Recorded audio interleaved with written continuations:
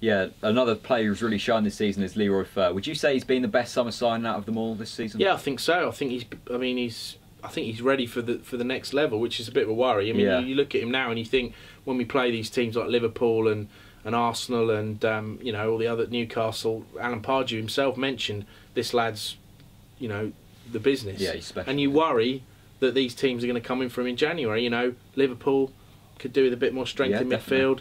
You know, to go with Stevie G. You know, Newcastle definitely would always take. I mean, he's not French, but they'd still probably take him.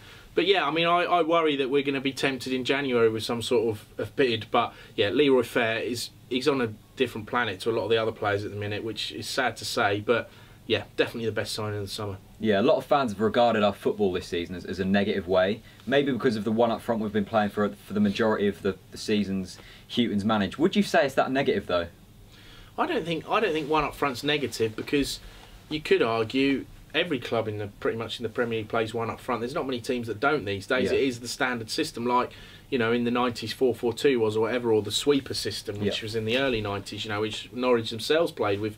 Ian Colrash used to sweep up before your time, Jack. You'll have to look that. Ask your dad about that one. Yeah, I'll go on YouTube. Yeah. So yeah, I mean, that was the system. Then the system now is the one up front. But what it is with Norwich, and we saw last night, Johan Elmander can't do that job. I don't think that's his role. I think he's more of maybe a foil for another striker, Ibrahimovic being a great example.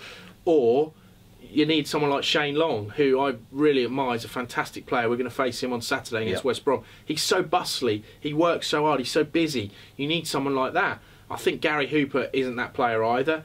Van Wolfswinkel probably a bit more like that, but the lad can't get fit, and we're not seeing him for another couple of weeks. That's the worry. We've got strikers, but they don't do the business. Now, should Josh Murphy be pushed up there? That's the question. We all know Josh Murphy's a massive talent. If Chris Hughton doesn't want to put him on the wing because he's worried about him losing the ball, stick him up front, which is what happened to Darren Eadie when he was first coming on the scene. They put him up front. He was a winger, but they put him up front, scored on his debut against QPR. So I think Josh Murphy deserves a chance. There's no point in having the lad in the squad and bringing him on a sub every week when we're 4-0 down. Yeah. Get him involved.